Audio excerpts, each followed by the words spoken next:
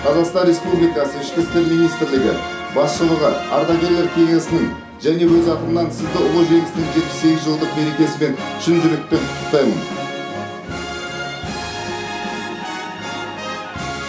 Полковник мырза, Алматы қаласы полиция департаментінің қызметкерлері Қамбар Әмірұлының құрметіне салтанат сапқа тұрғызылды.